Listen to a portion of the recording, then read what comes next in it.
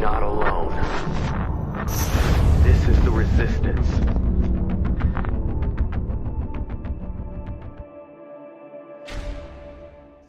What's up, everyone? This is the Tin Man with Resistance. If you're watching this, you are the Resistance. Today, I want to talk about the immigrant children being taken away from their parents while crossing the border and the uproar and sensation that it is causing in society and on social media in particular. Now, this past week alone, ever since this whole thing has allegedly started, there has been a huge uproar from the community, especially the American community, that children should not be separated from their parents. That is at least what seems to be the primary focus. That children should not be taken from their parents, especially in situations where they're trying to flee for a better life, yada, yada, yada. It's inhumane to take children away from their parents, so on and so forth. Now, on the premise of the holding areas being inhumane and so on and so forth, I am in complete 100% agreement. The facilities that are being used to house children, definitely not some place that you would want innocent children to be. I am in complete 100% agreement with this. Now, as far as the issue of separating children from their parents in this regard, I have one question. Why is this only now an issue? And what I mean by this is not some new thing that is just happening out of the blue. This has been happening all along. Not just with the Trump administration, but previous administrations that have come and gone over the past 20, 30 years. Why is this only now an issue? And it's not just in regards to immigration either. Children get taken away from their parents. Anytime somebody calls CPS, CPS comes in, takes the kids. A parent does something stupid and gets arrested. The children get put into the system. But nobody says a freaking word about it. Nobody has an issue with any of this. And people would argue, oh, well, that's different than this. How so? How is this any different? You are separating a child from their parent based on the premise of law. How is it any different? And some would argue that the conditions are substantially different. Are you fucking shitting me? Okay, wasn't it not just a few years ago that Anonymous was in a huge uproar and went to war with Child Protective Services because of all the bad shit that was going on and children being abused, living in substandard conditions, and in many cases even dying? So no, this isn't some new thing. So why are we treating it like it's some new thing? And it goes way beyond CPS and immigration. Okay? Where was the uproar when Cubans were being put into the, quote, freedom camps in Florida when they were freeing from Cuba and landed landed in Florida? Okay? They were put in freedom camps, many of which were separated from their families, even their children. Nobody, from what I could tell, nobody really had a problem with that. Nobody had a problem when we, the American people, threw millions of Japanese American citizens into concentration camps, separating them from their families and children, and forcing them to live in horrendous conditions. Nobody had a problem then. And the examples just keep on flowing, ladies and gentlemen. But for some reason, now it's an issue. Now it's an issue because of the hot button that is immigration. Now, I'm not opposed to people coming to this country. I am opposed to people coming over here illegally. There is a right and a wrong way of doing things. And yeah, I know that the channels that people have to go through in order to become citizens of the United States is a bitch. But here's the question. Instead of just wait until things get bad to bitch, why didn't we take the initiative to try to fix what was obviously a broken system so that people who wanted to flee bad situations in bad countries, whether Mexico, Syria, this place, that place, why, if these people wanted to come here, did we not fix the broken system to where they can gain citizenship and not have to jump through 50 million hoops for 7 billion fucking years just for an opportunity of a better life, which was what this country was partially supposed to be about. You know, the land of freedom and opportunity and all that shit. Okay? So why haven't we, the people, taken the initiative to change that? No, we're too busy focused on the idea of eliminating borders across the board. Okay? If that's what you want to do, that's what you want to do. But you can't bitch about the way the system handled things if you didn't try to fix the fucking system in the first place. Instead, everybody seems to be focused on the idea of just eliminating the system. Eliminate borders, eliminate government, blah, eliminate money, blah, blah, blah. Okay, what do you want to do? Go back to the fucking barter system? Okay, that might have worked in the old days in communities where there was a few hundred, maybe a few thousand people in an area. But in a unified world of over 7 billion people, the barter system is going to be a real bitch to maintain. And here's why.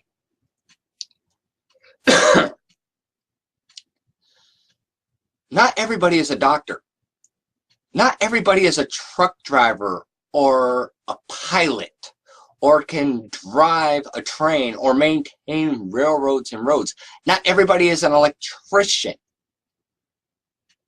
And not everybody is going to have the means of exchanging goods and services. Okay?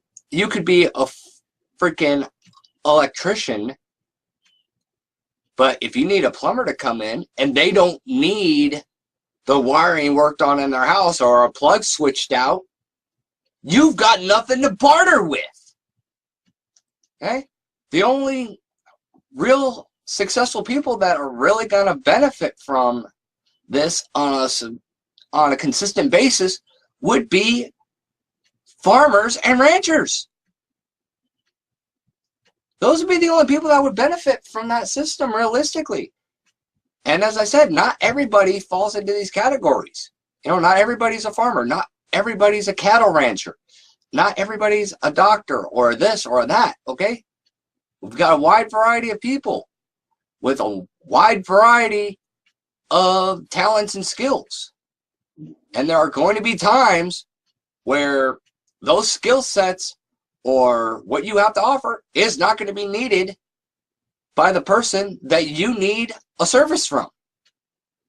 And in a world of 7 billion people, that's just going to get real fucking tough.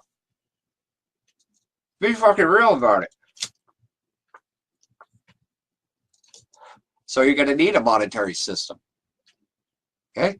Which is going to lead back into all the other shit.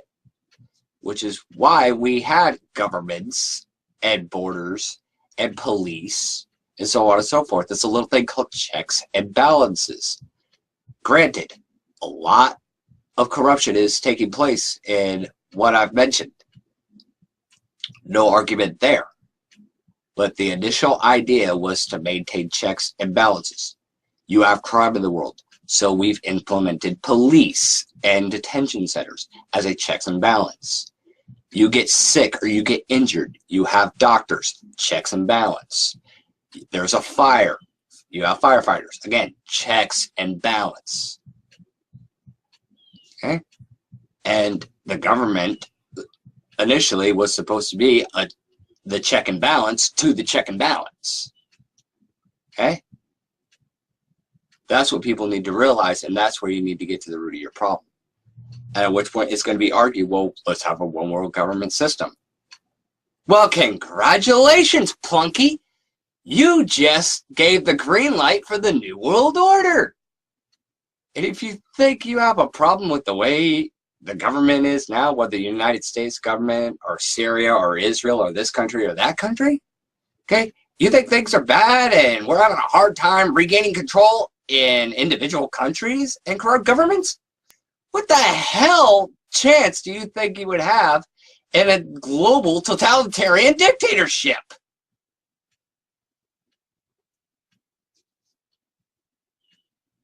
Seriously. This is all propagated bullshit to herd us right where they want us, to get us to accept their totalitarian world government. And people who say they're awake, many of which I've got to wonder why they have not made this correlation, why they have not connected the dots and figured this out a long time ago. Seriously.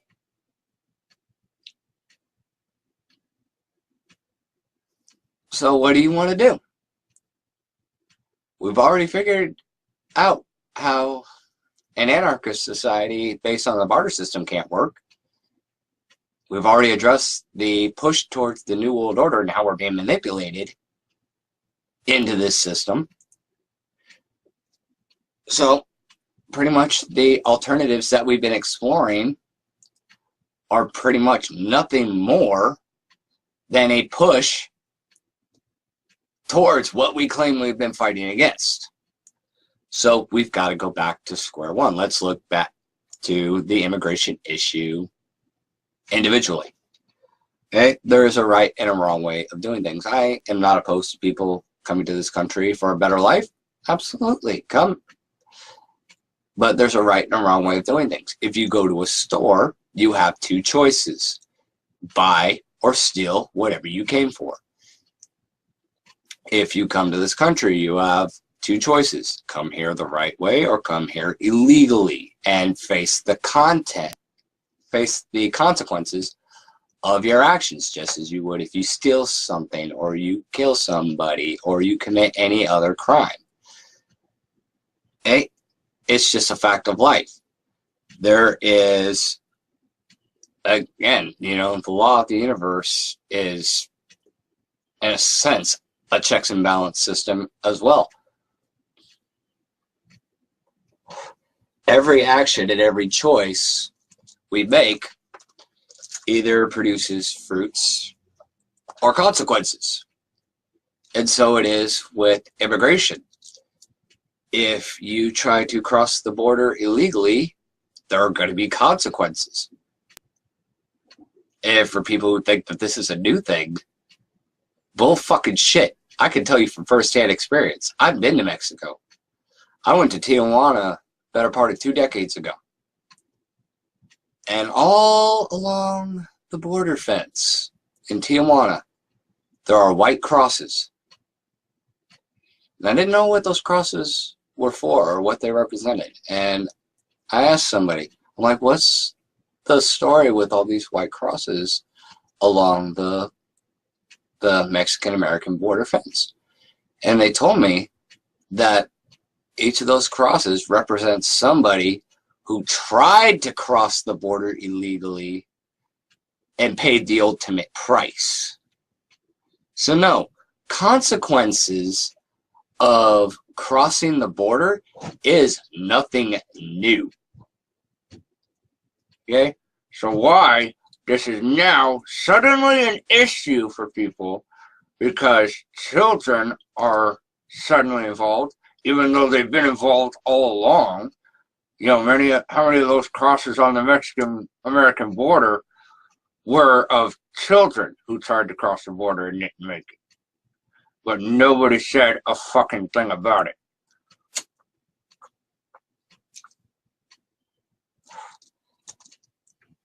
So why is it now suddenly an issue? And why is it now suddenly an issue to separate children from their families when we have no problem separating children from their families when somebody commits a crime and the police come in and arrest the parents and send the kids to CPS? Or your neighbor, which many of you who are bitching about this were probably guilty of, called the police or CPS on your neighbor because of something you thought might have been going on, or maybe you just felt like being a dick. Okay? I've seen it a few times where neighbors are just vindictive assholes and call CPS just to stir up trouble. I've seen it many times. And many of those dickheads are the ones who are now bitching that it's inhumane to separate parents from their children and vice versa. But yet they have no problem calling CPS. They have no problem when the police come and arrest a parent for this crime or that crime, and then the children go into the system. There's no problem with any of that. But now it's a freaking problem, even though it's something that's been happening all along in virtually every aspect of life and our society. So, again, why is it now an issue for you people?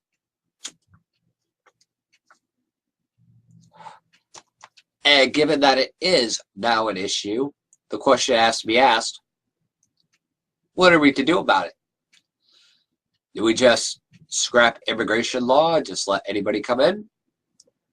Or do we refine the system that is obviously broken and make it so that it is actually possible for people to actually come to this country legally without having to go through fucking hell and jump through 50 million hoops?